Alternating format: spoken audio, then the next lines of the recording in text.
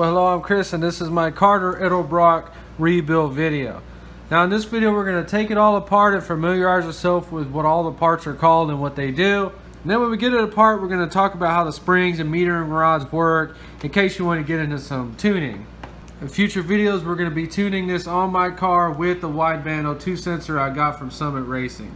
So now that I'm going to tune this one, we're going back and rebuilding it to factory specs. This is the older instructions from like 1996, 7, 8, 9, and just make sure you get the right one. This Carter has a different number, but it's the same thing as a 1407, which is a 750 CFM. So these are the newer instructions. They have 3 languages, and it's a big fold out thing like a map. So you see the older instructions, the adjustments are a little bit different. 11/32, 7/16. That's the drill bit you always hear about. And notice they are measuring it with the freaking gasket. Even the old ones are. Notice that drop. Now it's 15/16. Both of these work. Don't worry about which one you use. I have an older carburetor, so I'm going to be setting them up with the older adjustment. So we're working in a tub. Everything that comes off this carburetor goes straight in here and stays in here. We got a card. I'm going to show you what you need to write down in case you want to get into tuning, and just so that you know what your carburetor has inside of it. Okay, so put some legs on your carburetor. Never set it down on its linkage. These are just a little 5/16 studs. Okay, so on these carburetors, the idle mixture screws are right here on the front. So these are just little needle valves. They're gonna screw in to cut the fuel down so you can get that idle air mixture just right.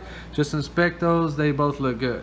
So on this carburetor, this is where your Pcv valve is gonna go. It's just straight port to manifold vacuum right there.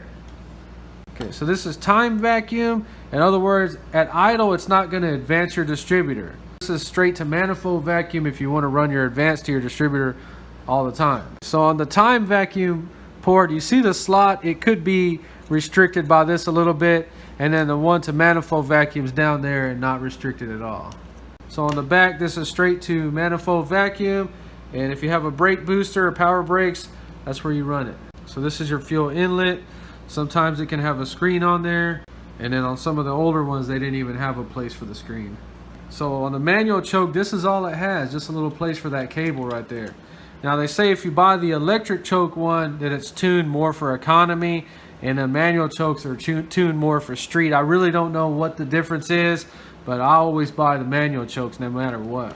So the first thing we got to do is unhook this linkage. You see it's got a little clip right there, just pull it off. And then on the choke, it's got one up here. Okay, just pull it off. Get this out. Go ahead and get that out of the way. Okay, now get a good screwdriver and take this off next. Okay, got the rod loose. Clips off so it just comes out. Let's get all this off. Okay, so these carburetors, they use these little Torx head screws. So we're going to start by taking out the metering rods and springs. Has these 2 little covers right here. Just get them off. Okay, so just get them both out, and this is the first thing you need to start looking at. Okay, the first thing you look at is your step-up springs. These appear to be just bare and normal and the same. Step-up rods or metering rods, check these out. This is where you're going to get your first number, and check it on both and write it down. We got a 7147. Step-up rod 7147. So now we just take off these 8 Torx screws all the way around. Take the top off, straight up, and then gently flip it upside down and set it like that. So all the gas has already been drained out of this one. Take our accelerator pump out, and it's got a spring in there. So this is the one that was sitting in water, and it just feels like it's extra soft for some reason. So we're gonna go ahead and take out all these boosters. So we got our primary boosters in the front. Secondary boosters in the back. So this is our air valve for the secondaries. I'm going to go ahead and take these 2 little baffles out. We're going to take the pump jet housing off, or discharge nozzle. Okay, so you may have to clean this off. 35, the diameter of those nozzles. Write that down. So Edelbrock calls it a pump jet housing, and we got 35 thousandths. Oh, and I almost forgot, it's going to have a little brass weight and a little check ball in there. There you go. So we have our primary jets in the front and then our secondary jets in the back. We need to go ahead and get those out. You need a real good screwdriver that really fits that jet. So you got our primary jets, you need to clean them off, and you need to find some numbers on them. So on these, we're looking for like a 400 number. We got 413, you can barely see it on there. So secondary jets, the holes are a little smaller, and the number is 407, you can barely see it. So our primary metering jets, 413, secondary is 407s. Okay, so as far as cleaning out the carburetor, I recommend putting it in barium chem dip. I usually do a side in it and then the other side for a couple of hours, because if you pay attention to those ports, they're at the bottom, so all kinds of trash and stuff can sink to the bottom and get trapped in there. At least clean it with some kind of chemical and blow everything out really good with the air compressor. So if we spray in here, it should come out right there on our primary jet hole.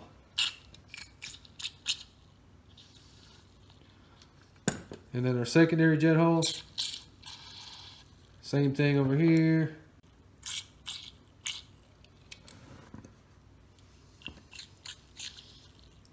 And then our pump jet housing is going to blow out over here. That's important to make sure that's clean.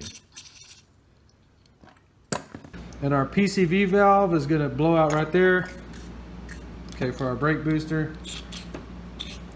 Our manifold vacuum port for our distributor. And then our time vacuum for our distributor. Now notice these two holes right here. These are very important holes. They're manifold vacuum that come up right here. Just make sure they are not blocked off. They don't have any dirt or crap in them. They look good. So we've cleaned everything out. Now we blow everything out and make 100% sure that every single port on this carburetor is clean. So, you know, blow this port out.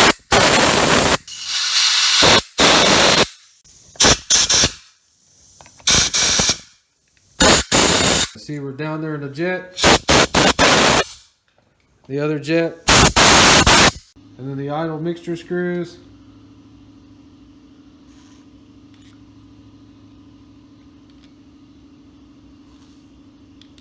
Okay, so on the primary boosters, it's a straight leg. It's got all these little holes that are air bleeds or vents. They need to be cleaned out really good. See, this is a vent right here. Okay, so on the secondary booster, notice how it goes up.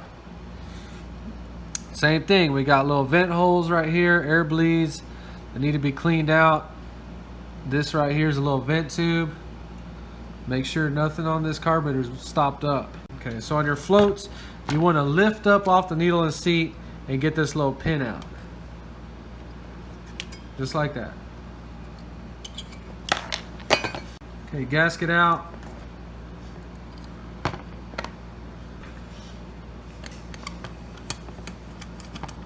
Okay, needle and seat out.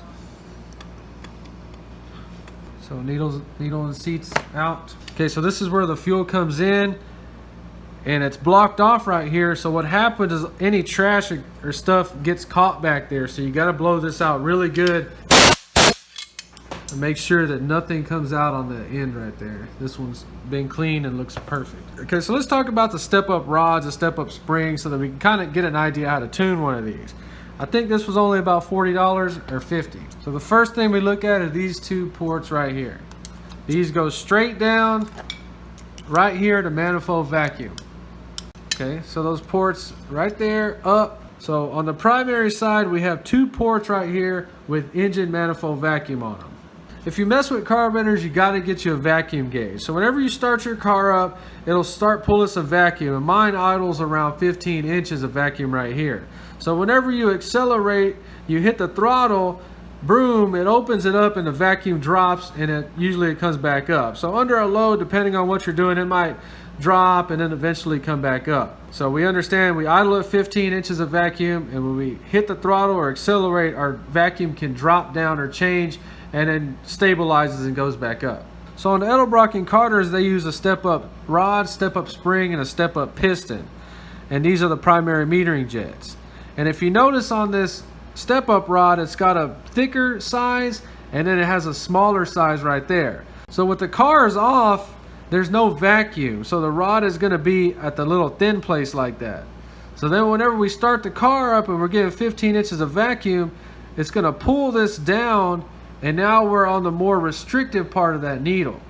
So this is called cruising mode or just normal mode, and then whenever you accelerate and the vacuum drops, that spring's going to push against it and go to power mode. So now we're on the less restrictive side of that needle. So that's what's happening. So cruising mode, then when we accelerate, vacuum drops, we go into power mode. So now we know that when the engine vacuum drops, it's going to go into power mode and have a less restrictive flow of gas through there. So writing everything down is going to make this so much easier. So we have a 7147. And if you study that, you find out that that's actually the thousandths of the fatter part and then the thousandths of the skinny part. So let's just check that out. So we zeroed out, we go on the fatter part, and we mic it, and it's 71, perfect. So then we come down here to the skinnier part, mic it, and let's see if it's 47. Close enough, 45. So now we know that those are the actual measurements. These are part numbers. So right off the bat, you can see that this one is going to enrich in our cruise mode and leave our power mode the same. You kind of get the idea. The bigger numbers for cruise mode, the smaller numbers for power mode. Okay, so this is the spring it came with. It just appears to be bare, and you see what the kit gives us. Now, you see that? Those are inches of vacuum. We're idling right here. We hit our vacuum and it drops. That spring right there is going to pull out and put us in our power mode. See, right here we're in our cruising mode, and remember that needle's going to pull out and go to the smaller part. So that's what that means. It's either going to be at 8, 7, 6, 5, 4, 3. That's where it's going to enrich in our mixture in power mode. See, the springs all look a little bit different. The ones that came in it kind of look like the orange spring. Okay, so the orange spring is saying 5 inches of vacuum, so that's just in the middle, just on the safe side. Okay, so the blue are 3 inches of vacuum and the silver are 8 inches of vacuum. So just what that means is that the 8 inches of vacuum are going to go into power mode a lot easier than 3 inches of vacuum. Okay, so we wrote our jets, so we know our primaries are 113 thousandths and then our secondaries are 107 thousandths. Okay, so it does take a while to kind of figure this out. In other words, you got cruise mode and power mode, and you're just trying to find out if you're running lean or rich, and you're just going to take little steps and move in little increments to try to solve your problem. So you do start to understand this the more you look at it, but just wanted to go over what it is. So that's it for disassembly. In part 2, we're going to rebuild it back to factory specs. We're going to add this fuel line to it, and we're going to go over why I'm going to start using these filters again. If you enjoyed, please like and subscribe, and thanks for watching.